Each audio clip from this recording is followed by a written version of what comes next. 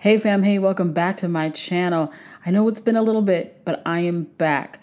Let me tell you, last week was the most exhausting but most exciting week that I've had in a really long time. I got the opportunity to work on the national tour, the first national Broadway tour of Funny Girl.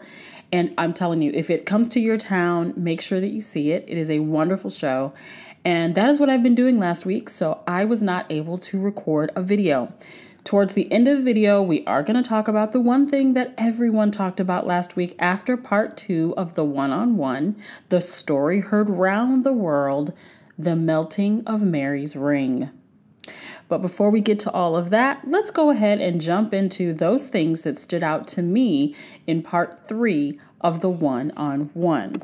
Now, first of all, I'm going to have to give Suki a few props. I know we are still not 100% happy with her performance as the host, but I do have to give her some props because I think this time around, meaning this section of the tell-all or the one-on-one, she does seem to be visibly getting enough of Robin and Cody. She's asking them a few more follow-up questions. Still not the ones that we want to ask, still not the way we would ask it, but we can tell, or at least I can tell, that she is visibly getting to a point where she's over both of them. She's kind of tired of the talking in circles. As we know, basically, when you ask Cody a question, he just talks around it to the point where you just get exhausted of listening, which is, I think, his plan. He wants to just get you so tired of trying to figure out what it is he's trying to say that you'll just give up. It's like dealing with a child who you keep telling no to. You finally have to just walk away and let them figure out on their own that no matter what they do, they are not going to get what they're asking for. As far as Robin goes, of course, whenever she gets stuck in a bad place, we know that she goes to crying and poking her eyes out, trying to make a tear happen. But it never does, and it didn't tonight. So when we start tonight, we finally figure out, or we know that Mary has heard Cody say publicly that he did not want to be with her. Okay, let me just talk about this a minute, because I think that any of us who have been watching this show can point to more than about 36 things that Cody did to tell this woman that he did not want to be with her. Now, when Suki sort of pointed that out and said, so all the things he did, his actions, didn't tell you that he didn't want to be with you, Mary came back with, well, I wanted him to say it. I wanted to hear it directly from him. I didn't want to assume it. I didn't want to infer it. I wanted him to look me in the face and tell me. Well, Mary, you knew you were dealing with a coward. So the fact that you expected that at all is a little shocking to me, because you were married to him the longest. You knew that he handles things this way. He's not going to face it head on. He's going to make you say what he doesn't want to say. Even Janelle has said that. He's not ever going to say to a wife, I don't want to be with you, or I want to divorce you. He's going to make you say it, because then he gets to look like the victim. He gets to look like the good guy, and you come out looking like the a-hole in the situation. And he can blame you. See, she's the one who said she didn't want to be here. She's the one who wanted to leave, just like he's doing with Christine. So, I have to kind of say, Mary, bad on you, because either you just didn't want to see it, which is probably the case, or you're just really that loyal. I need you, Mary, to go look in the mirror right now. Stop what you're doing. Hang up that phone. Turn off that FaceTime. I need you to go look in the mirror and tell yourself every day, if you need to, I am worth so much more than the treatment I received. I know that you feel like you're there now. I still don't see it. Of course, this was taped a little bit ago. I know that you were starting to have that I am woman, hear me roar in this one-on-one, but I still need you to go to that mirror, because I'm still seeing some of your lives. I still need you to go to that mirror and tell yourself, I deserve more than the treatment that I received. Just say that a few times. Now, a few of the wives, in looking back at the conversation that was had on Coyote Pass, sitting at the picnic table with Cody, Mary, and Robin, ask, why was Robin there? Of course, we have heard season after season that wives are not supposed to get involved in any of the other relationships. So yes, why was Robin there? Well, because Mary did ask her to be there, but I agree with Janelle. If you don't see that needing someone else in the middle of a conversation that should be personal, especially between you and your husband, if you can't see that someone else should not be there as a buffer or to speak for you, then there's a bigger problem. And in this case, there was a bigger problem. But I did hear a theory that I kind of agree with. I think that the only contact that she could really have with Cody was through Robin. So Cody was probably not going to come by himself in order to sit and talk to her. I think, maybe, possibly.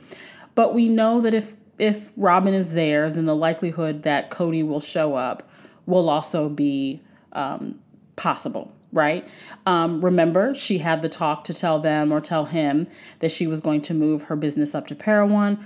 Robin was there. So Robin is her buffer because it is the connection to Cody. If I say these things in front of Robin, Robin will be my biggest cheerleader and she will advocate or she will talk to Cody for me.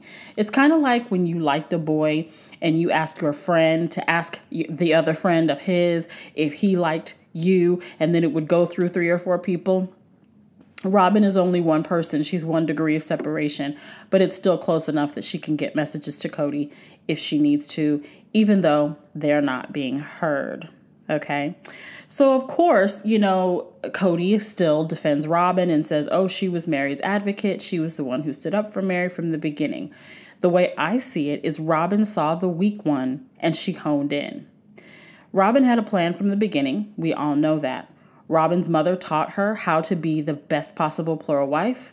Robin was in survival mode. Let me say, this is in no way in defense of Robin. You will never hear me in defense of Robin unless something really catastrophic happens and some great news comes out that makes me see things totally different. But what I can say is that a woman who is afraid that she is going to lose everything again will do almost anything. It's kind of like that saying that everyone has a price. I think that her price was this TV show, that she had this man wrapped around her finger, a house that was bigger than everybody. I think if you listen to my last video, Robin also has a plan to leave Cody. And I think that she has planned everything so well, even down to the acreage of land that she is going to receive and pass on, and the acreage of land that she is going to receive by being the legal wife. Again, in the book, she talks about how she didn't care what the man looked like. She just needed him to be able to provide for her and her kids. And that is exactly what Cody has done. Mary was the weak one. She could befriend Mary. She could lift Mary up in just the right way. She sort of made Mary her second best customer. She fluffed her up. She treated her well. She got Mary to believe in all of her insecurity that she needed Robin for everything. Because here you have this man melting down a wedding ring. I'm going to get close to you because you're the first wife. You have the power right now, and you're the person whose place that I kind of want to take. She may not ever admit that. She won't ever admit that, but that's kind of how it went. At least that's my story, and I'm sticking to it. Then Mary says that, he and Robin had this sacred covenant. Robin made him promise that if he ever fell out of love with her, that he wasn't going to stay in this marriage. He was not going to be in a pitiful place with her, but still stay married to her. And on this, I agree with Mary. At least have the decency to see me as enough of a human being that you will do the same for me. I shouldn't have to say to you, hey, if you ever get to a point where you don't love me, let me go. Now, I'm going to say the flip side of it also, though, Mary. You shouldn't have to say it to somebody. And he shouldn't have to say it to you. If someone's not treating you well, I don't care what covenant you made. Now, I'm going to say this, and I don't want to offend anyone, because if that is your religious belief, then I cannot stomp on that. I just know that in any relationship I'm in, marriage, friendship, family, any of it, if my peace is disturbed, if you don't treat me with respect, I am going to leave. You don't need to make me a promise that if you ever start to dislike me or find me disgusting or hate me or whatever it is, that we need to separate. You don't need to say that to me in order for me to say, if that happens, I'm out. So, Mary, that's again a little bit of a bad on you. I understand your faith. I understand your loyalty.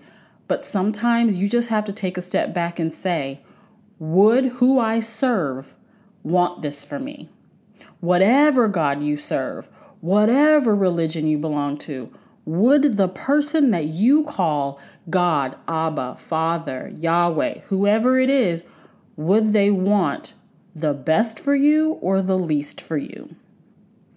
I'm not a pastor, but I think I just preached a word. Suki then asks Mary, well, why do you think he's not happy?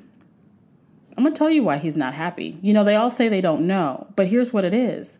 What's done in the dark comes to light. And when you've done evil to somebody, even if it's just treating them badly, eventually it's going to catch up to you. Whatever title you put on it, it's going to catch up to you and it's going to eat you from the inside out.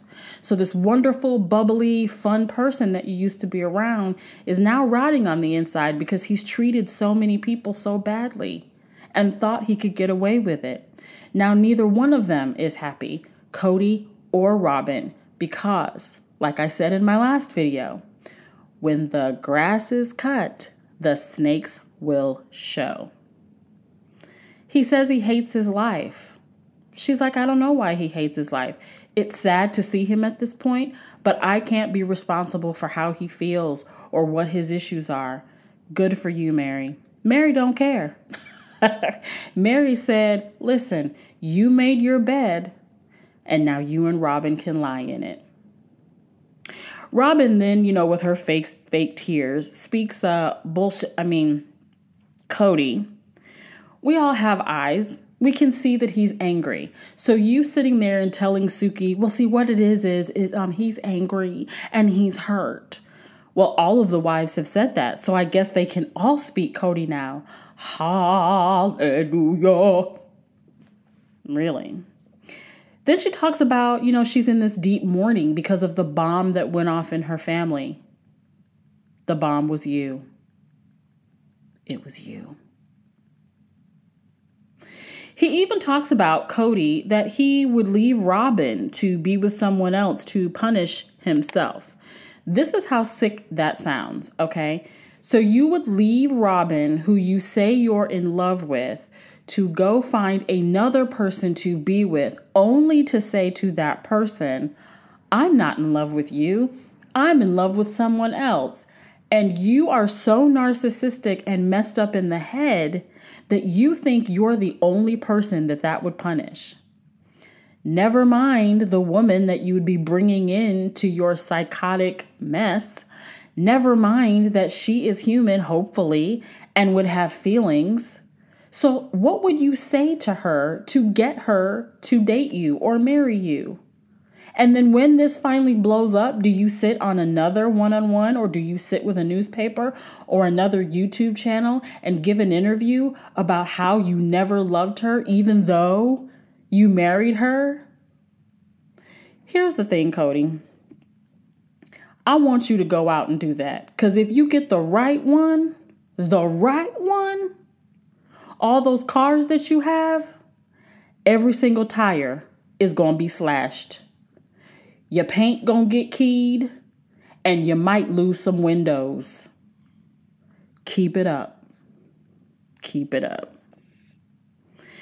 Robin says that now he's suspicious of all women. It's like he lines them up and including her, he takes them out.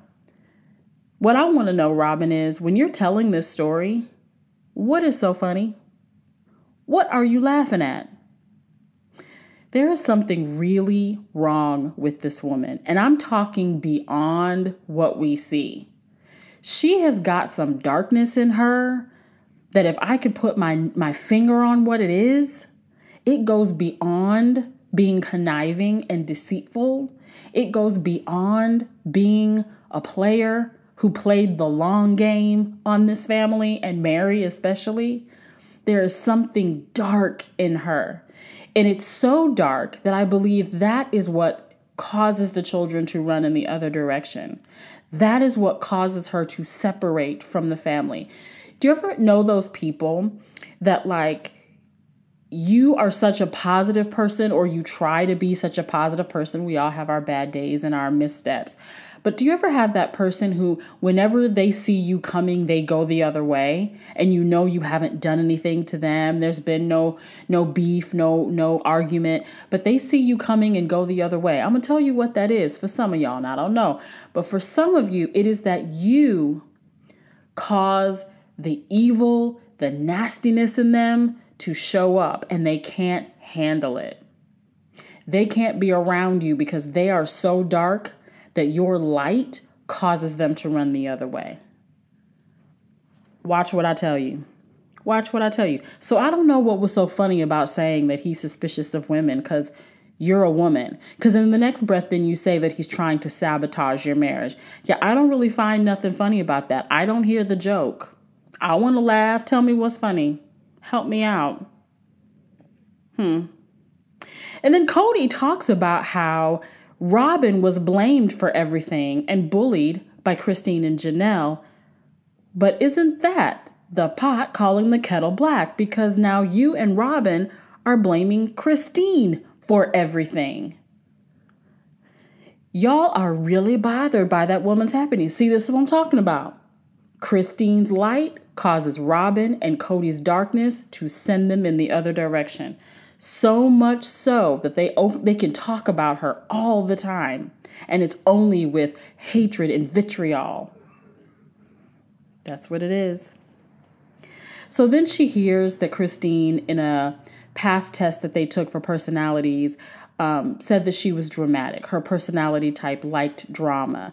They gravitated towards it. And when they weren't in the drama or causing the drama, they wanted to hear about the drama. That was her personality type.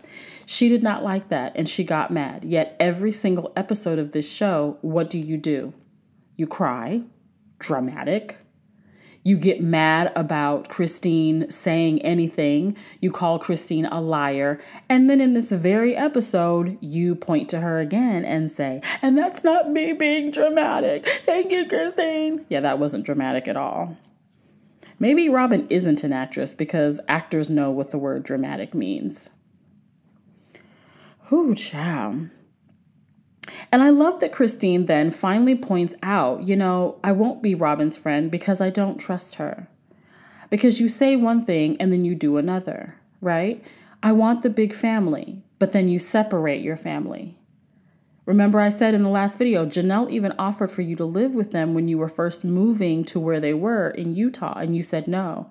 And from that point on, there were little things that you did that kept your children separate from the others. You kept Cody separate from the others, down to a sign on your refrigerator that said, before you eat this food, ask Robin.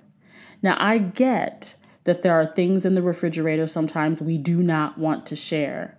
But when Christine, Janelle, and Mary have gone through feeding all of these children for all of those years before you showed up, you're supposed to be another one of their moms.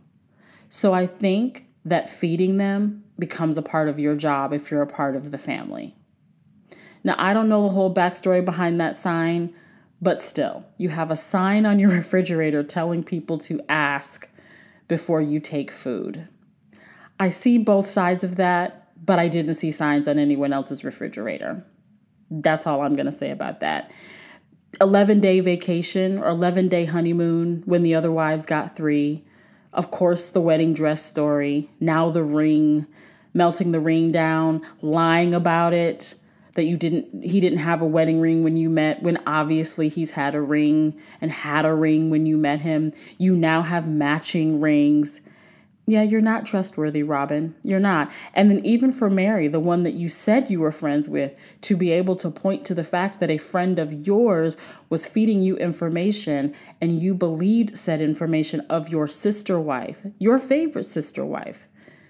You're not trustworthy. Survival mode or not, you're not trustworthy. So to Mary, I say what we all have said, I'm sure at this point, Robin was never your friend. Never your friend. She had a motive, and it worked in theory, but I don't think it's going to work in the end for her. I think it's not going to work out well for her, as a matter of fact. So then Robin, of course, cries and tells Suki to not call Mary her ex-sister wife. She says that she is her sister wife, and so is Janelle, and so is Christine. Okay, think that if you want to, but they don't consider you the same. Robin's kids felt left out. Well, yes, they felt left out because you were always separate. You lied to your children and told them that their siblings didn't want to be with them for Thanksgiving. So who's the one telling people that they're hated by the other kids? Oh, that's right. You, the victim. No, you are the cause of a lot of what's going on with these children and your children.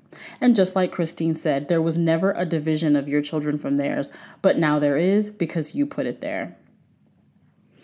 Robin says she was being told that the children hated her. Now, it could have been a few people. Could have been Cody, could have been McKelty, could have been Savannah. I don't know, probably not Savannah. But whoever it was someone that she is going to protect.